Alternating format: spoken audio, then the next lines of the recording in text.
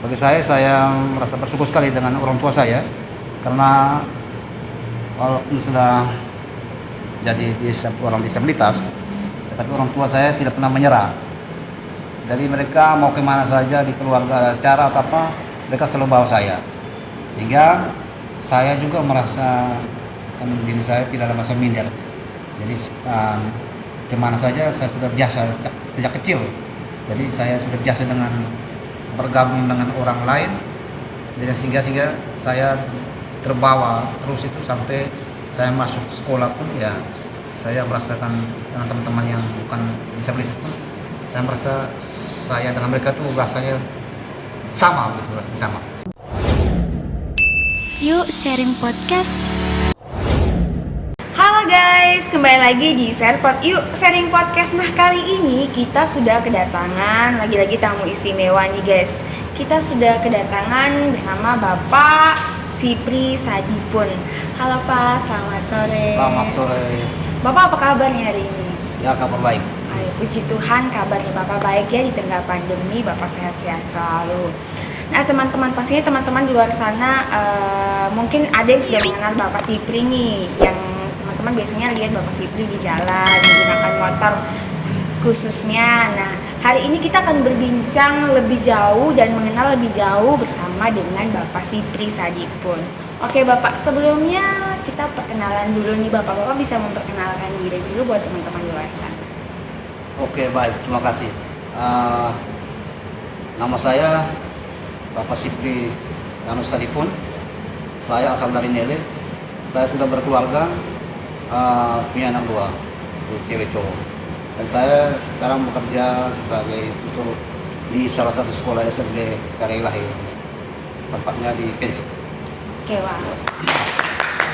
Biasa jadi Bapak Sipri ini sudah berkeluarga teman-teman, kemudian mempunyai 1 istri dan 2 anak. Anaknya 1 pasang ya Bapak ya, cowok cewek.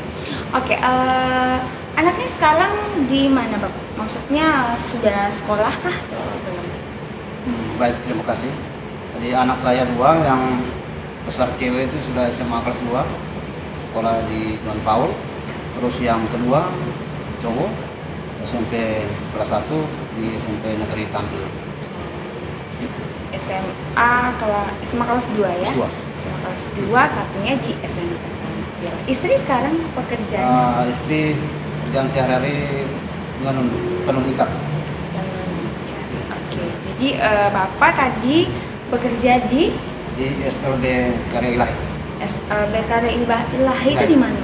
Itu di Persib di Jalan Adi Sucipto. Jadi SLB ini sekolah luar biasa khusus untuk orang disabilitas. Dia lebih anak-anak autis. Dia lebih banyak anak autis. Oke teman-teman, jadi Bapak ini bekerja di salah satu sekolah luar biasa yang ada di Maumere ini, yang letaknya itu di Manungai ya? Persib. Oh, Persib. Kalau Manungai SLB negeri. Oh iya, sorry Bapak. SLB swastanya. SLB Persib Jalan swasta. Adi Sucipto, jalan menuju bandara. Kalau yang di Manungai itu negeri? Iya, negeri. Oh, saya kira 1 yang ada di Maumere itu hanya 1. Sudah 3 SLB. Oh, bisa. Oke Bapak, Bapak bisa ceritakan sedikit sebelum Bapak, tahun berapa Bapak membantu mengajar di SLB itu? Tahun 2021. Jadi sekolah ini baru 4 bulan. Saya juga baru 4 bulan di sekolah ini.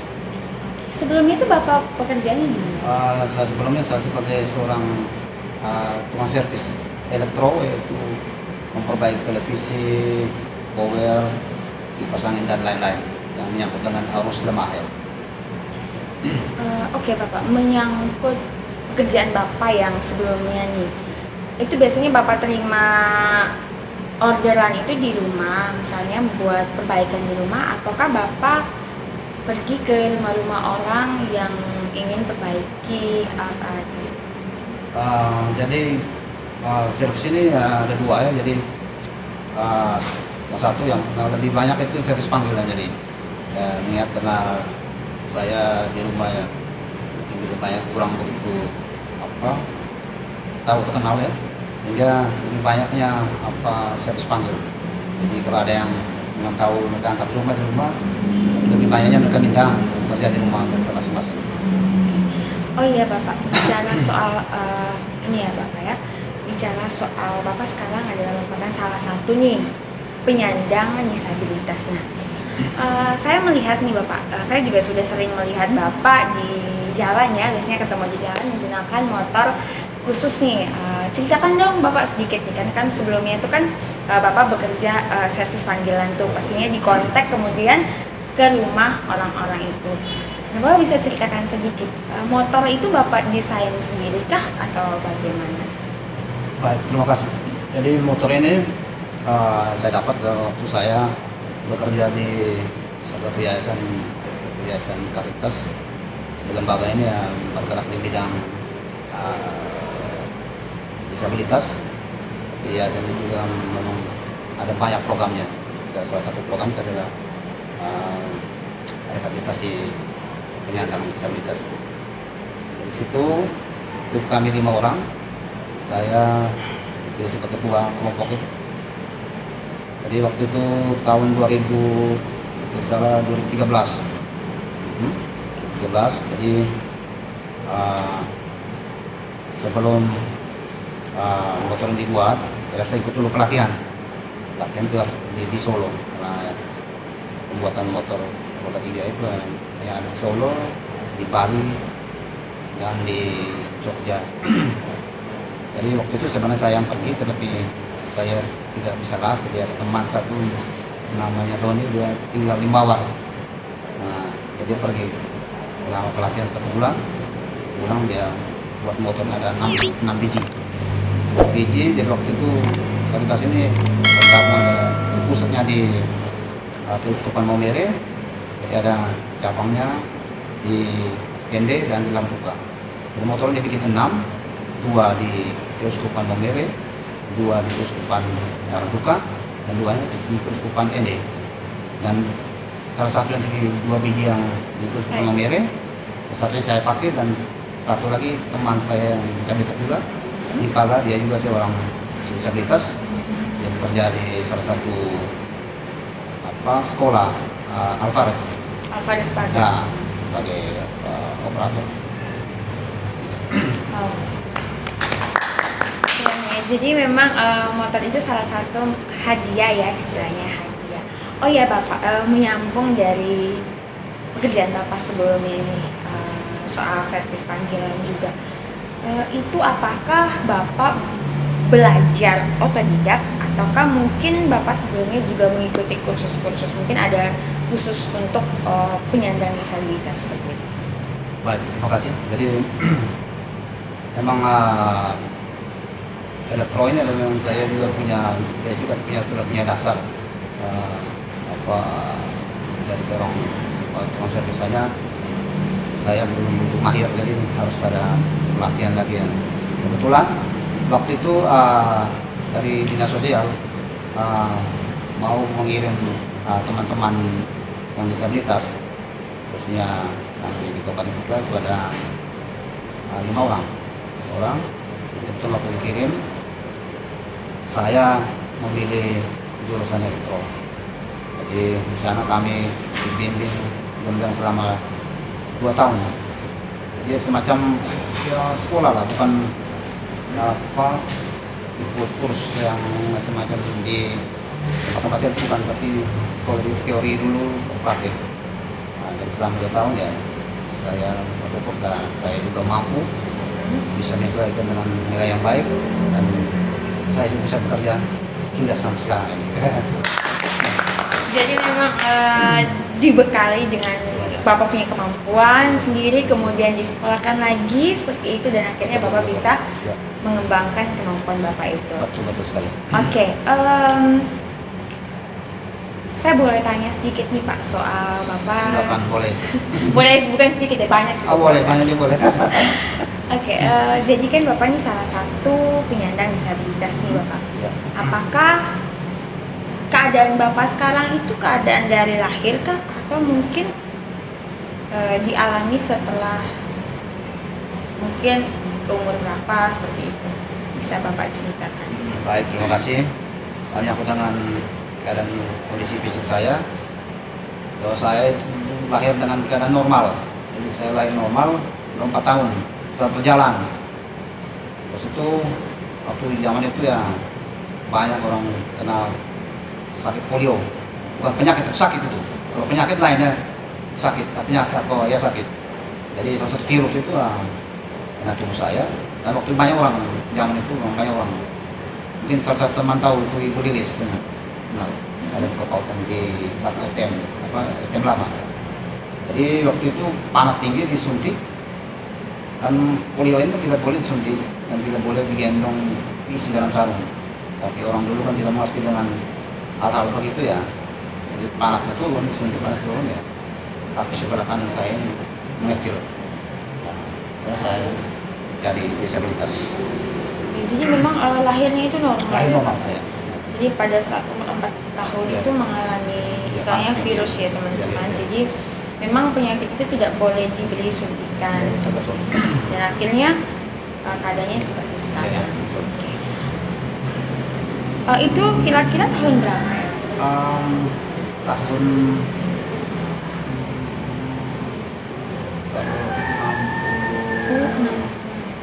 70-an. Berarti kami belum ada. Oh belum. Itu kami masih memikirkan Masih saya awal-awal. juga belum. Oke, jadi memang bukan dari lahir ya bukan, Bapak bukan. ya? Kalau orang terlahir pasti beda. Beda, ya? Beda. Ya. Oke Bapak, bicara soal keadaan Bapak ya, keadaan Bapak. Terus saya coba kaitkan dengan keadaan anak atau istrinya Bapak ya. Sekarang kan banyak sekali kasus tuh Bapak ya, kasus bullying di sekolah. Nah, apakah dari dua anak ini pernah tidak mereka mendapatkan bulian dari sekolah? Misalnya ada saja anak-anak yang mengatakan, wah si Siska contohnya nih anaknya Bapak, Siska bapakmu punya keterbatasan ini dan itu mengganggu psikisnya anak-anak. Itu pernah tidak? Mungkin pernah diceritakan oleh anak-anaknya Bapak? Baik, terima kasih.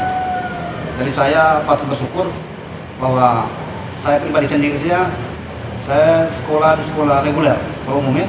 Nah, tidak ada teman satupun yang makin atau mengejar saya, tidak ada. Mereka menganggap saya itu juga sama dengan mereka. Karena di dalam bangku kelas itu saya juga termasuk anak yang ya, tapi ya lumayan lah untuk bersaing dengan teman-teman yang bukan disabilitas ya. Terus itu menyangkut dengan anak-anak saya, membantu bapaknya orang disabilitas. Tapi selama ke sekolah, mulai dari TK sampai yang besar sudah semuanya, tidak ada yang mereka lakukan. Ada anak atau guru yang ngajak bahwa di bapakmu itu. Malahan mereka mengarahkan lagi anak saya belum. Nah, anak saya namanya adalah Leoni, kau bersyukur kau bapak bagian tapi boleh bisa sekolahkan kamu. Jadi saya salah, bukan Siska. Mau kasih samar tapi Bapak sudah. Oke, jadi memang ada support ya, maksudnya dukungan lingkungan sosialnya itu ada. Ada. Sehingga tidak membuat anak-anak jadi Betul. kan biasanya kalau permisi ya Bapak, kita biasanya baca berita di luar sana kan banyak anak-anak korban bullying hanya karena latar belakang keluarga seperti itu. Oke Bapak, saya mau bertanya dong, bagaimana kisah cinta Bapak dengan sang istri nih dari awal pertemuan hingga pada akhirnya mempunyai 2 buah hati? Mungkin Bapak bisa ceritakan. Oke, baik. Jadi ketemunya istri saya itu waktu kami sama-sama pelatihan di Makassar, yaitu di salah satu dinas panti rehabilitasi itu namanya saya lupa namanya. Jadi tepatnya di Makassar di jalan kilo 4 jalan Veterani. Di situ kami dikirim dari sini 4 orang, ditambah dia sudah di Makassar, dia ada keluarga yang di sana, jadi dia di Makassar. dia masuk di dalam panti itu, nah, kami ketemu kan orang Momer sama. Dan di sana tuh ada kegiatan namanya UMK, jadi bergabung dengan teman-teman dari Protestan, pokoknya dari teman-teman dari Kristen itu, biasanya kor bersama.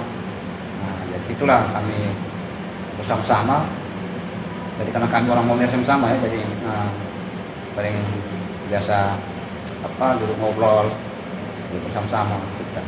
Kita tahu ya, mungkin dia suka sama saya akhirnya pas liburan, jadi di sana 2 tahun, jadi liburan tahun pertama saya pulang dia ikut. Nah, setelah pulang ke sana kami sama-sama di sana, dia cerita bahwa dia mau sama saya. Sedangkan saya karakternya orangnya keras. Dia mau. Nah, akhirnya kami pulang ya. Setelah 2 tahun kami pulang datang ke rumah, dia cerita, saya punya mama bilang saya mau dengan ini, mau punya anak. Terus mama bilang, orang keras orang. Nah, tapi dia bilang tidak apa-apa. Akhirnya berjalan sudah. Akhirnya sampai orang tuanya ya agak mungkin dia tidak mau ya, karena keadaan orang disabilitas ya. Dia tidak mau, anaknya kan ya hanya sumbing kan ya. Dia pikir anak saya ini pun mau dapat laki-laki ini. Ada keluarga tidak laki-laki nih kan, kau pilih ini. Dia bilang tidak, saya mau pilih yang ini. Akhirnya sudah, dia ikut saya. Maka terjadilah itu.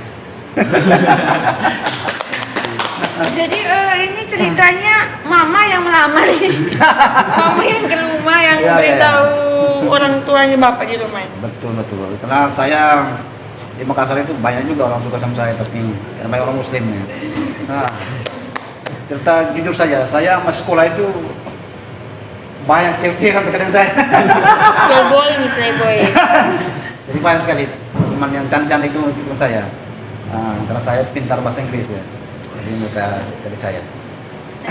Bisa nih kayaknya kita English aja. Tapi sudah lama ya mungkin masuknya.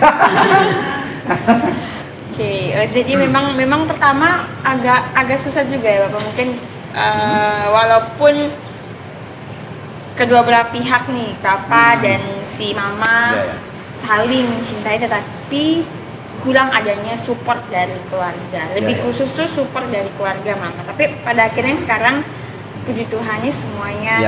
Dan mereka juga bersyukur bahwa saya bisa menghidupkan anak istri.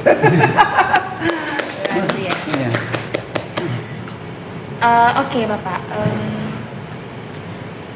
bagaimana Bapak kan biasanya itu kan kalau misalnya Bapak di lingkungan kompleks saya saja ya, dari lingkungan kecil dulu di kompleks, kemudian Bapak ke kota seperti itu, atau mungkin Bapak bergabung di lingkungan yang kelompok-kelompok yang besar.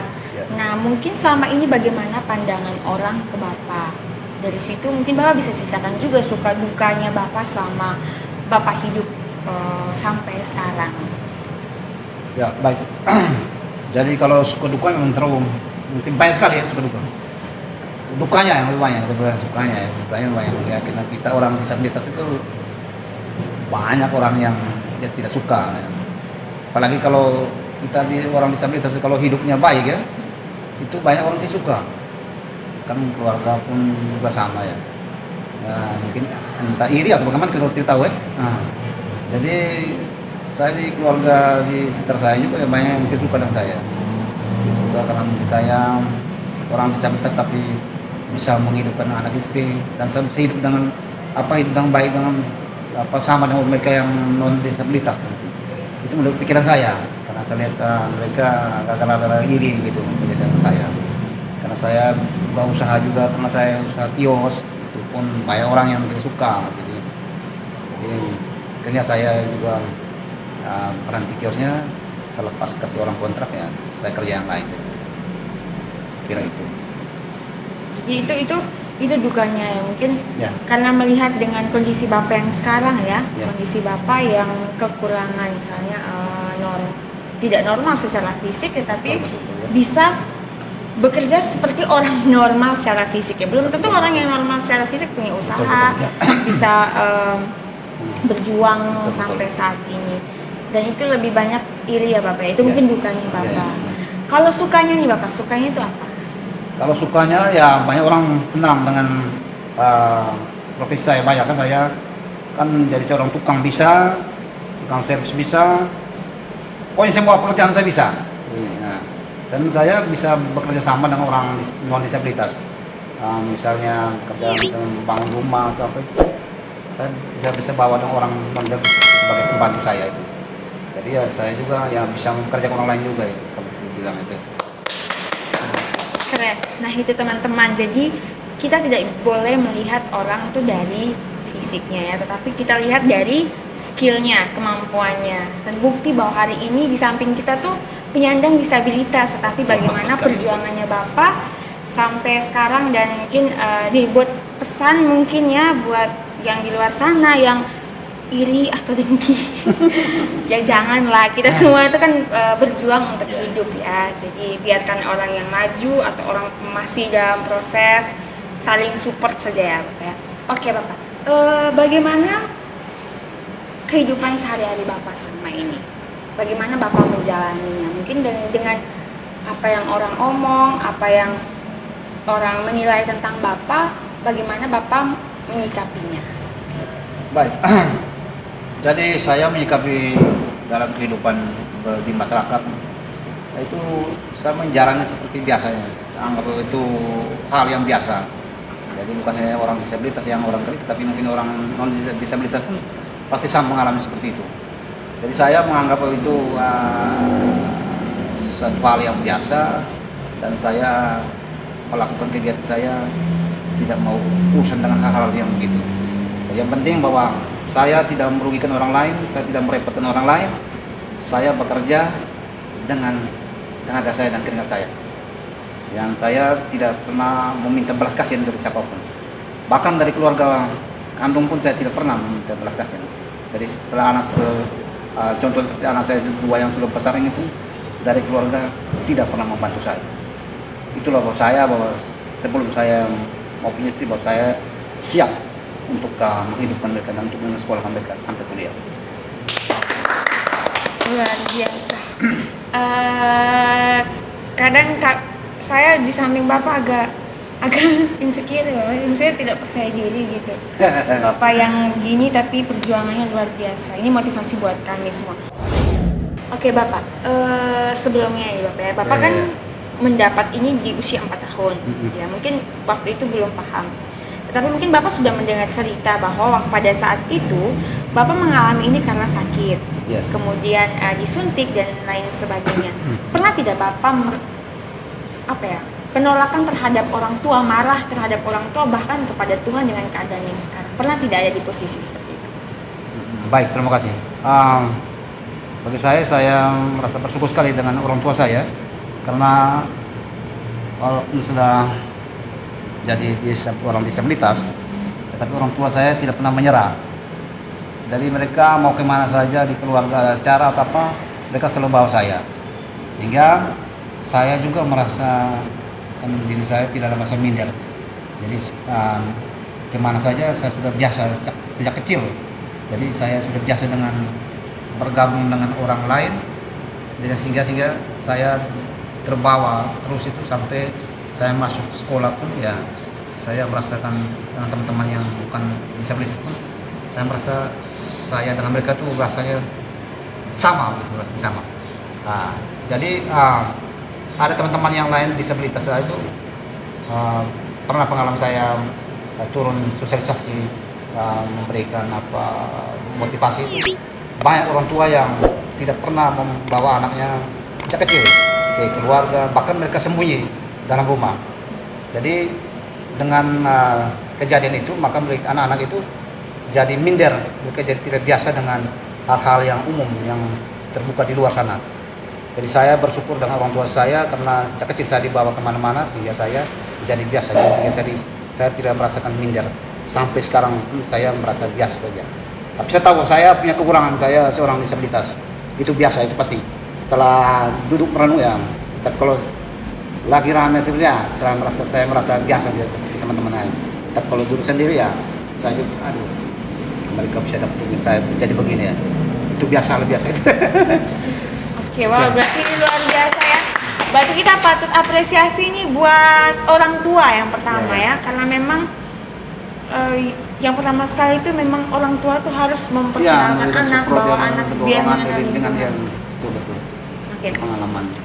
Tadi ada posisi di mana kalau rame-rame tidak apa-apa nih, tapi kalau lagi sendiri merasa kayak Ya, kenapa mereka begitu, ya, kenapa saya merasa begini. betul. Tapi saya tidak pernah merasa marah sama Tuhan ya. Tapi saya mau mikir bahwa kalau saya bisa jadi begini kan saya mungkin lain.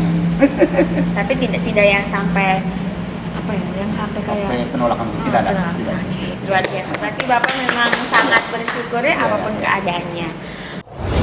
Oke Bapak, motivasi dong buat teman-teman di luar sana, mungkin lebih khusus teman-teman yang disabilitas, kemudian teman-teman yang normal secara fisik tetapi masih saja putus asa tentang perjuangannya untuk meraih sesuatu. Silakan. Baik, terima kasih. Jadi untuk saya mau sarankan kepada teman-teman semua, mau teman-teman disabilitas maupun non disabilitas, khususnya bagi teman-teman yang remaja ya, yang masih di bangku sekolah, belajarlah dengan yang baik supaya ke depan bisa menjadi orang yang sukses. Jadi orang yang sukses itu kita harus dengan belajar dan harus mempunyai pandangan ke depan bahwa saya harus bisa hidup baik lebih baik dari orang tua saya atau dari keluarga saya. Terus itu untuk teman-teman disabilitas, mari jangan merasa minder atau merasa rendah, bahwa kita ini sama semua di mata Tuhan, itu ciptaan Tuhan itu sama, tidak ada yang beda. Mungkin beda hanya manusia dengan manusia, tapi bagi Tuhan itu semua manusia itu ciptaan sama serupanya. Jadi mari jangan minder. Contoh seperti saya tidak pernah minder kemana saja. Saya menganggap diri saya sama dengan orang lain karena kita ini adalah ciptaan Tuhan. Tuhan tidak mau menciptakan orang yang seperti kita ini, tapi Tuhan memberikan contoh bahwa kita ini adalah contoh untuk orang-orang yang dikatakannya mau bilang sempurna, bukan sempurna, tapi mereka yang punya badan kaki tangan yang utuh. Jadi memberi contoh bahwa dengan mereka yang begini kita jangan memberikan satu penghinaan atau ejekan, karena itu bukan kemauan dari mereka, tapi itu adalah kemauan dari Tuhan. Saya kira itu saja mungkin seperti saya. Mari kita bekerja, belajar, dan baik sehingga kita bisa sukses untuk masa depan. Apalagi sekarang ini untuk bekerja itu agak susah.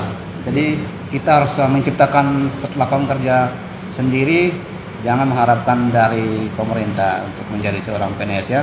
Jadi menciptakan lapangan kerja sendiri ya. Keren. Jadi memang kita harus lebih banyak bersyukur. Ya, betul sekali ya. Jadi apapun keadaan kita harus lebih banyak bersyukur dan mengembangkan kemampuan kita. Oke teman-teman, itu tadi bincang-bincang kita, sharing dari Bapak Sipri Sadipun.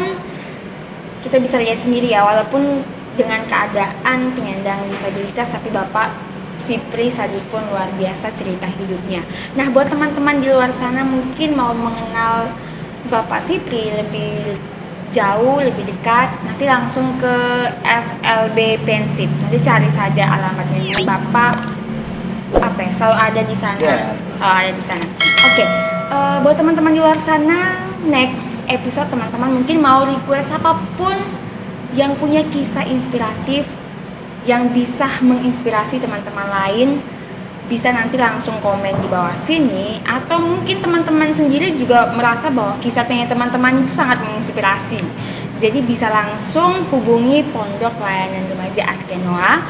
Kemudian bisa langsung ke IG kami, nanti akan di description di bawah sini. Oke, kalau gitu terima kasih dan kami pamit. Bapak Sipri, biasanya di podcast kami sebelum pamit kita tos prokes dulu ya Bapak. Oke, kita tos dulu Pak. Yuk sharing podcast.